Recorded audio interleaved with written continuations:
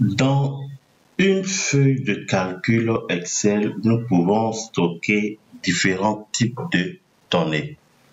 Alors, c'est dans des cellules. Dans une cellule Excel, nous pouvons saisir des données, nous pouvons stocker des données. Alors, quels sont ces différents types de données que nous pouvons stocker dans les cellules? Quelles sont les données supportées par Excel? Nous avons différents types de données que Excel peut contenir. Nous pouvons saisir, stocker dans une cellule ou saisir des données, des nombres, du texte, des dates, des heures et des formules. Alors ici, j'ai indiqué dans cette cellule comme en tête, comme information jour. Donc c'est les données jour que je vais saisir dans cette colonne E. Parce que dès le départ, j'ai donné comme information, vous devez saisir des données jour. Vous devez saisir des données date, mois, année, vendeur, vendeur le nom des vendeurs textuels, produit, le nom des produits, la quantité numérique, prix, le prix de vente unitaire numérique et le montant, le prix de vente qui sera une formule Excel, la quantité multipliée par le prix de vente. Donc quand je dis ici jour, je dois saisir des données jour.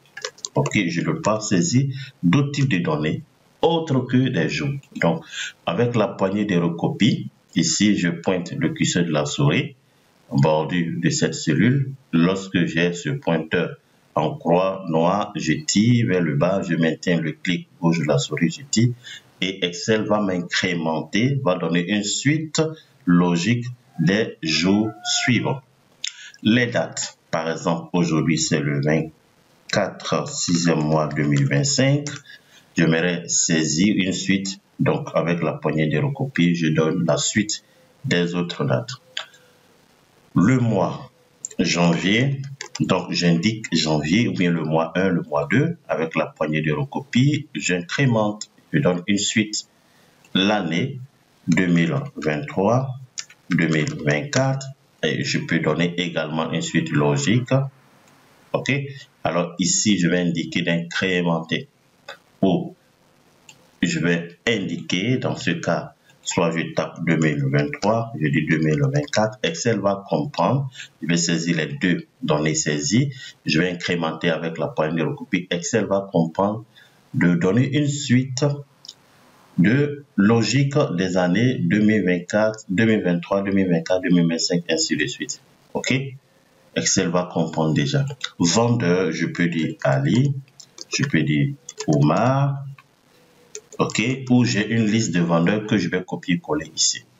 Les produits, je vais dire produits.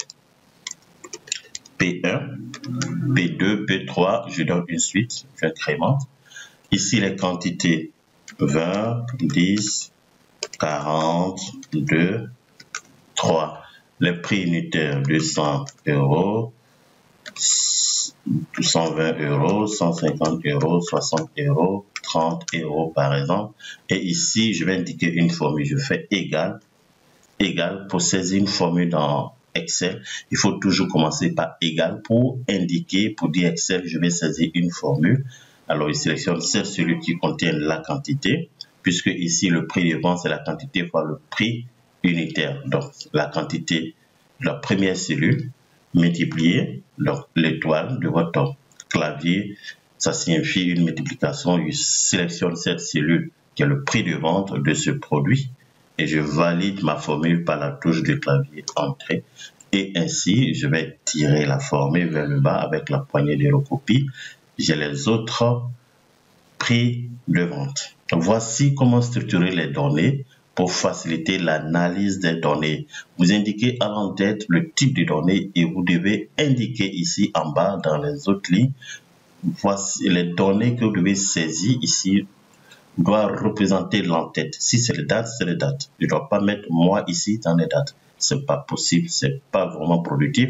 Donc lorsque vous avez organisé vos données de cette manière, ça vous facilite l'analyse de vos données. Donc il faut structurer les données de cette manière. Lorsque vous indiquez une information en haut, l'en-tête, vous devez exactement saisir ces données qui représentent l'en-tête.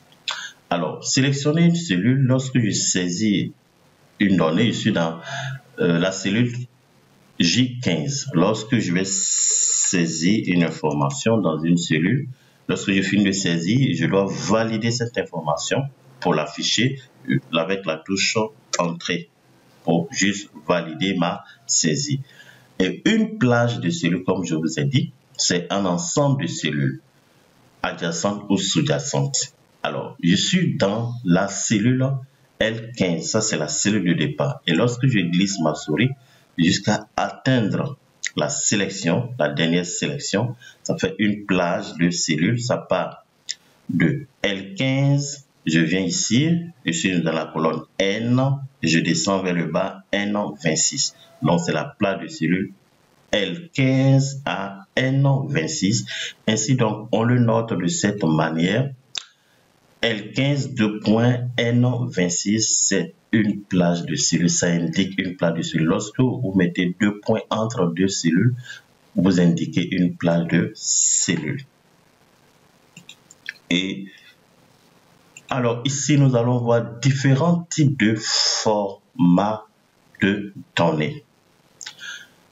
Ici, je peux déplacer des données dans cette cellule. Et là, je peux déplacer la donnée dans une autre cellule. Je peux faire copier-coller CTRL-C et je me place ici CTRL-V pour coller. Ça, je peux le faire aussi. Ou je peux carrément déplacer cette cellule avec la poignée de recopie.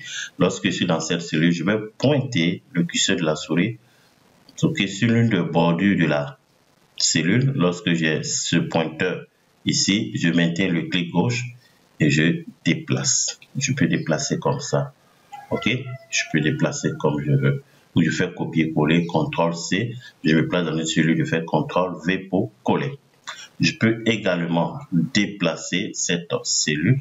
Je peux déplacer, sélectionne cette plage de cellules, je déplace carrément ici, ici ou ici. Vous voyez, je peux les déplacer comme je veux. Ça, pour déplacer les cellules, c'est avec la poignée de recopie. Okay? La poignée de recopie, dans cette poignée, je mets ici pour déplacer. Si je vais recopier, je place le curseur de la souris de cette manière et je recopie vers le bas. OK? Alors, différentes formes de données que nous pouvons avoir sur Excel. On verra ça dans la prochaine vidéo.